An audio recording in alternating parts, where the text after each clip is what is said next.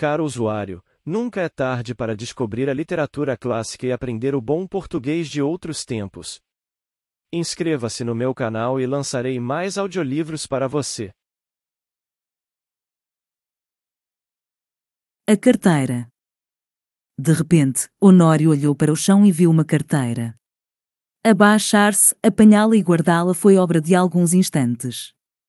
Ninguém o viu, salvo um homem que estava à porta de uma loja, e que, sem o conhecer, lhe disse rindo: "Olhe, se não dá por ela, perdi-a de uma vez." "É verdade", concordou Honório envergonhado.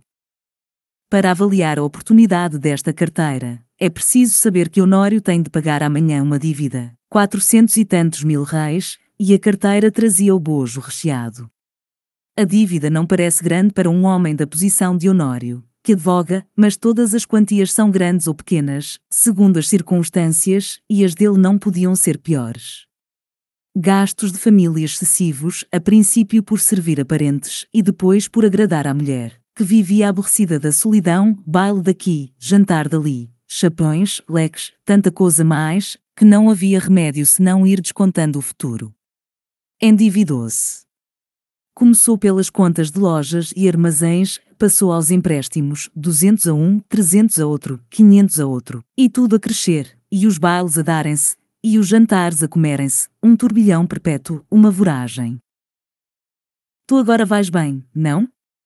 dizia-lhe ultimamente o Gustavo C., advogado e familiar da casa. "Agora vou", mentiu o Honório. A verdade é que ia mal poucas causas, de pequena monta, e constituintes remiços. Por desgraça perdera ultimamente um processo, em que fundara grandes esperanças.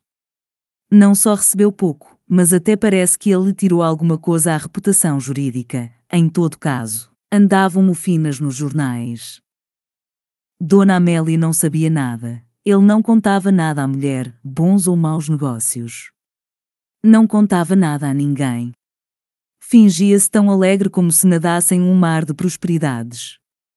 Quando o Gustavo, que ia todas as noites à casa dele, dizia uma ou duas pilhérias, ele respondia com 3 e 4. E depois ia ouvir os trechos de música alemã, que Dona Amélia tocava muito bem ao piano, e que o Gustavo escutava com indizível prazer, ou jogavam cartas, ou simplesmente falavam de política. Um dia, a mulher foi achá-lo dando muitos beijos à filha, criança de 4 anos, e viu-lhe os olhos molhados, ficou espantada, e perguntou-lhe o que era. "Nada, nada." Compreende-se que era o medo do futuro e o horror da miséria. Mas as esperanças voltavam com facilidade. A ideia de que os dias melhores tinham de vir dava-lhe conforto para a luta. Estava com 34 anos, era o princípio da carreira, todos os princípios são difíceis. E toca a trabalhar, a esperar, a gastar, pedir fiado, emprestado, para pagar mal, e a más horas.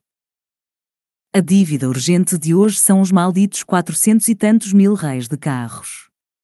Nunca demorou tanto a conta, nem ela cresceu tanto, como agora, e, a rigor, o credor não lhe punha a faca aos peitos, mas disse-lhe hoje uma palavra azeda, com um gesto mau. E Honório quer pagar-lhe hoje mesmo. Eram 5 horas da tarde. Tinha-se lembrado de ir a um agiota, mas voltou sem ousar pedir nada. Ao enfiar pela rua da Assembleia que viu a carteira no chão, apanhou-a, meteu no bolso, e foi andando. Durante os primeiros minutos, Honório não pensou nada, foi andando, andando, andando, até o Largo da Carioca. No largo parou alguns instantes, enfiou depois pela Rua da Carioca, mas voltou logo, e entrou na Rua Uruguaiana. Sem saber como, achou-se daí a pouco no Largo de São Francisco de Paula, e ainda, sem saber como, entrou em um café. Pediu alguma coisa e encostou-se à parede, olhando para fora. Tinha medo de abrir a carteira, podia não achar nada, apenas papéis e sem valor para ele. Ao mesmo tempo, e esta era a causa principal das reflexões, a consciência perguntava-lhe se podia utilizar-se do dinheiro que achasse. Não lhe perguntava com o ar de quem não sabe, mas antes com uma expressão irônica e de censura. Podia lançar mão do dinheiro, e ir pagar com ele a dívida? Eis o ponto. A consciência acabou por lhe dizer que não podia, que devia levar a carteira à polícia, ou anunciá-la, Mas tão depressa acabava de lhe dizer isto, vinham os apuros da ocasião, e puxavam por ele, e convidavam-no a ir pagar a cocheira. Chegavam mesmo a dizer-lhe que, se fosse ele que a tivesse perdido, ninguém iria entregar-lhe, insinuação que lhe deu ânimo. Tudo isso antes de abrir a carteira.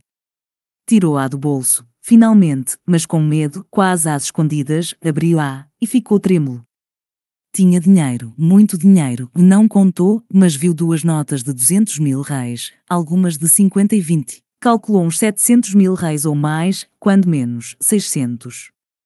Era a dívida paga, eram menos algumas despesas urgentes. Honório teve tentações de fechar os olhos, correr à cocheira, pagar, e, depois de paga a dívida, adeus, reconciliar-se-ia consigo. Fechou a carteira e, com medo de a perder, tornou a guardá-la. Mas daí a pouco tirou-a outra vez e abriu-a, com vontade de contar o dinheiro. Contar para quê? Era dele? Afinal venceu-se e contou, eram 730.000 réis. Honório teve um calafrio. Ninguém viu, ninguém soube, podia ser um lance da fortuna, a sua boa sorte, um anjo. Honório teve pena de não crer nos anjos. Mas porque não havia de crer neles? E voltava ao dinheiro, olhava, passava-o pelas mãos, depois, resolvia o contrário, não usar do achado, restituí-lo. Restituí-lo a quem? Tratou de ver se havia na carteira algum sinal. Se houver um nome, uma indicação qualquer, não posso utilizar-me do dinheiro, pensou ele. Esquadrinhou os bolsos da carteira. Achou cartas, que não abriu, bilhetinhos dobrados, que não leu, e por fim um cartão de visita, leu o nome, era do Gustavo. Mas então a carteira. Examinou-a por fora, e pareceu-lhe efetivamente do amigo. Voltou ao interior, taxou mais 2 cartões, mais 3, mais 5. Não havia duvidar, era dele. A descoberta entristeceu.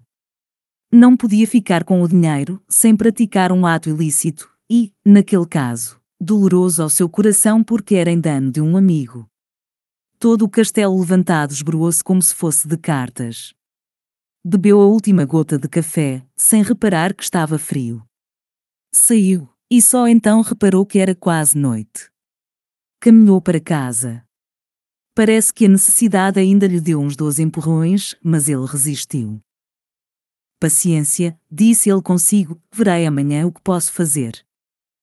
Chegando a casa, já ali achou o Gustavo, um pouco preocupado, e a própria Dona Amélia o parecia também. Entrou rindo, e perguntou ao amigo se lhe faltava alguma coisa. Nada. Nada? Por quê? Mete a mão no bolso, não te falta nada. Falta-me a carteira, disse o Gustavo sem meter a mão no bolso. Sabes se alguém a achou? Achei-a eu, disse Honório entregando-lhe. Gustavo pegou dela precipitadamente, e olhou desconfiado para o amigo. Esse olhar foi para Honório como um golpe de estilete, depois de tanta luta com a necessidade, era um triste prêmio. Sorriu amargamente, e, como o outro lhe perguntasse onde a achara, deu-lhe as explicações precisas. Mas conheceste-a? Não, achei os teus bilhetes de visita. Honório deu 2 voltas, e foi mudar de toilette para o jantar. Então Gustavo sacou novamente a carteira, abriu-a, foi a um dos bolsos, tirou um dos bilhetinhos, que o outro não quis abrir nem ler, e estendeu-o a Dona Amélia, que, ansiosa e trêmula, rasgou-o em 30.000 pedaços. Era um bilhetinho de amor.